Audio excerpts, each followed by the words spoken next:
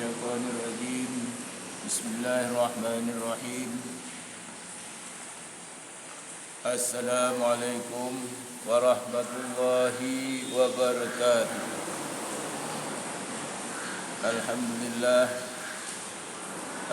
لله الذي أرسل رسوله بالهدى ودين الحق ليظهره على الدين كله ولو كره المشركون أشهد أن لا إله إلا الله وحده لا شريك له وأشهد أن سيدنا ونبينا محمدا عبده ورسوله لا نبي بعده رب اشرح لي صدري ويسر لي أمري واحلل عقدة من لساني يفقهوا قولي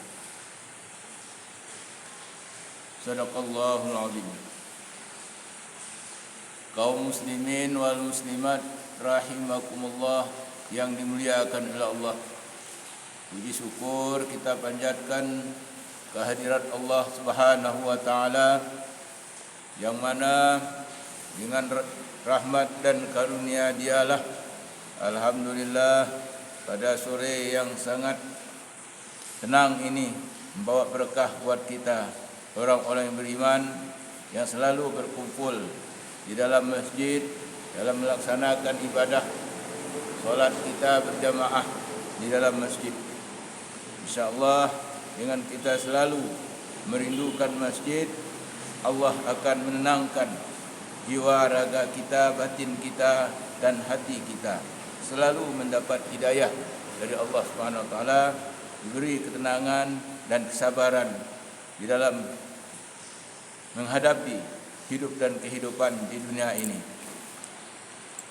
Baiklah kaum muslimin wal muslimat rahimakumullah yang dimuliakan oleh Allah. Sekarang kita membahas tentang mengamalkan Al-Quran. Pengamalan yang pertama adalah bagi orang-orang yang bertakwa. Jadi orang-orang yang bertakwa ini yang disebut dalam surah Alif Lam Mim sudah kita lanjutkan, kita masuk pada ayat yang ketiga atau ayat yang keempat. Ayat yang keempat yang berbunyi walladzina yu'minuna bima unzila ilaika wa ma unzila min qablik wa bil akhirati hum yuqinun.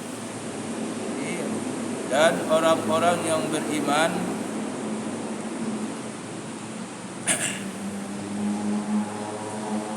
bima unzil dengan barang yang diturunkan ilaika kepada engkau, wa ma unzil min qablika dan barang yang diturun sebelum engkau,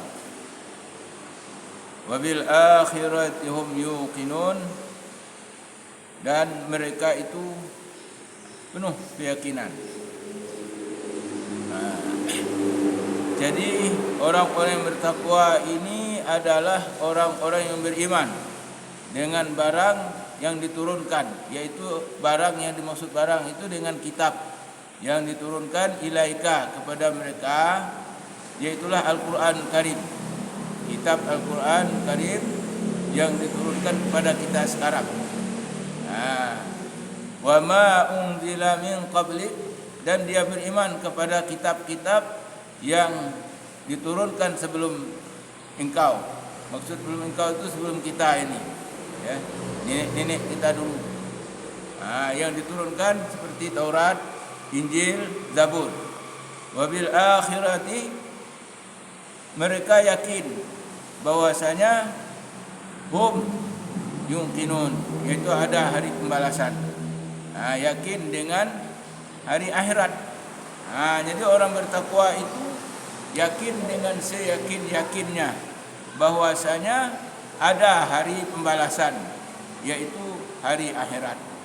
Maka dengan penuh keyakinan ini dia selalu beribadah kepada Allah Subhanahu wa taala dengan tulus dan ikhlas mencari keridhaan Allah Subhanahu wa taala. Ulaika ala hudam min rabbihim dan mereka itulah orang-orang min rabbihim, yang mendapat petunjuk min rabbihim, dari Tuhan mereka.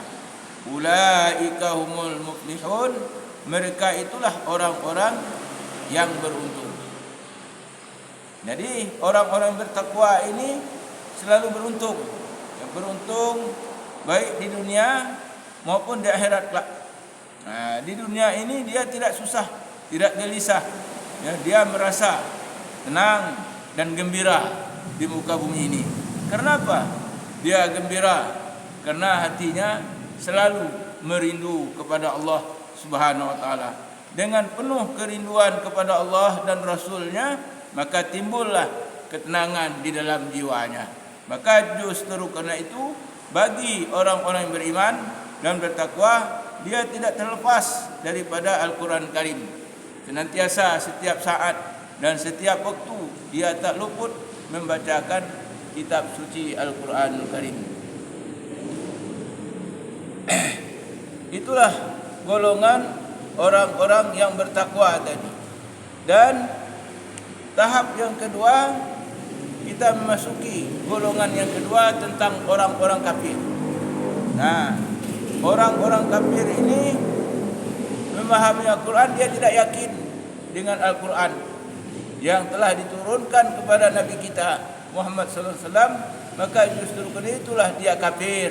Dia tidak yakin. Jadi innal ladzina kafaru, dan sesungguhnya orang-orang kafir itu, alaihim, atas mereka itu, a'anzartahum, engkau beri petunjuk, am lam tunzirhum, atau tidak engkau beri petunjuk, la yu'minun, mereka tidak akan beriman. Bagaimana caranya pun kita mengajak orang-orang kafir itu, kalau tidak Allah memberi hidayah kepada mereka, dia tidak akan beriman. Kafir di sini banyak.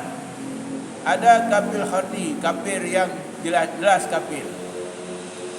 Yang penting kafir orang Islam. Kafir orang Islam, namanya Islam tapi dia kafir. Ini bagaimana? Dijelaskan di dalam hadis Rasulullah SAW, man taraka salata muta'ammidan faqad kafara jiharan.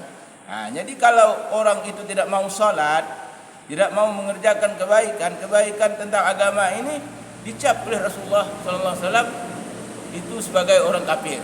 Tapi kafir bukan kafir Yahudi, bukan kafir Kuang, kafir Cina, tetapi kafir ingkar kepada Allah dan Rasulnya.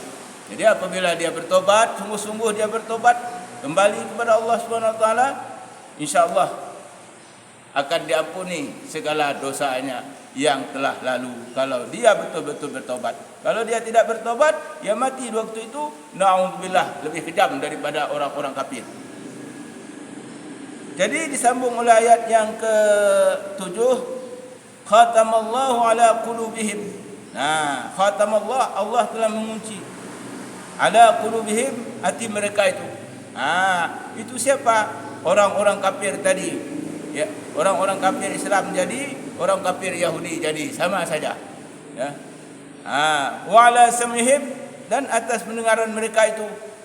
Pendengaran mereka itu juga terkunci. Terkunci di situ adalah tidak mau mendengar nasihat agama, tidak mau mendengar nasihat yang baik. Ya, tujuan hati mereka itu cenderung kepada kemaksiatan, senang kepada kemaksiatan yang ada di muka bumi ini, seperti minum arak, minum khamar, berjudi dan sebagainya. Wa ala absarihim, dan atas penglihatan mereka juga, penglihatan mereka itu terkunci, tertutup. Isawah, tertutup. Kenapa? Dia tidak memandang kebaikan-kebaikan itu, tidak dilihat oleh dia. Maka isawatun, tertutup semua kebaikan, tertutup hatinya, tertutup untuk menuju kebaikan. Walahum azabun azim, dan bagi mereka itu adalah azab yang pedih apabila dia telah berpulang ke rahmatullah kelak. Itu pembagian yang kedua. Jadi pembagian yang ketiga, tentang orang-orang munafik. Orang munafik ini berbahaya sekali. Orang munafik ini adalah orang Islam, tetapi Akhlaknya akhlak munafik. Orang munafik ini bagaimana? Ceritanya begini. Orang munafik itu bermuka dua. Misalnya dia ngomong di orang ini. Datang ke tempat lain dia ngomong yang bukan-bukan tentang diri temannya itu. Atau dia berjanji mengingkari janji. Berjanji mengingkari janji itu termasuk golongan orang munafik. Di dalam Al-Quran disebutkan wa minan nasi man yaqulu amanna billahi wa bil yawmil akhir wa ma hum bimu'minin yukhadi'una Allah wal ladzina amanu wa ma yakhda'una illa anfusahum wa ma yash'urun في قلوبهم مرض فزادهم الله مرضا ولهم عذاب أليم بما كانوا يكذبون. Jadi orang-orang munafik itu wa minan nas, dan di antara mereka man yaqulu, mengatakan amanna, kami beriman billah, dengan Allah, wa bil akhir, dan hari yang kemudian, wa ma hum bimu'minin, dan mereka itu tidaklah orang-orang yang beriman. Yukhadi'un Allah, mereka itu hendak menipu Allah, walladzina amanu, dan orang-orang yang beriman. Wa ma yahda'una illa, tidaklah mereka itu menipu illa anfusihim, terkecuali menipu diri mereka sendiri. Wa ma yash'urun, dan mereka tidak sadar. Nah, ini penjelasan ayat ini. Jadi orang-orang yang munafik itu dia datang kepada suatu kaum, dia mengatakan, wah kami ini beriman. Beriman kepada Allah dan hari yang kemudian. Tetapi wa mahum, dan tidaklah mereka itu yu'minuna, beriman. Yukhadi'un Allah, mereka itu nak menipu Allah. Mau menipu Allah. Walladzina amanu, dan orang-orang yang beriman. Wa ma yahda'una illa, dan tidaklah mereka itu menipu illa, terkecuali diri mereka sendiri. Nah, orang munafik itu adalah menipu dirinya sendiri, ya, bukan menipu Allah, bukan menipu orang-orang yang beriman, menipu dirinya sendiri, mengicuh dirinya sendiri. Jadi apabila dia pulang ke rahmatullah kelak, asfali minan nar, di bawah api neraka sekali tempat orang-orang yang munafikun.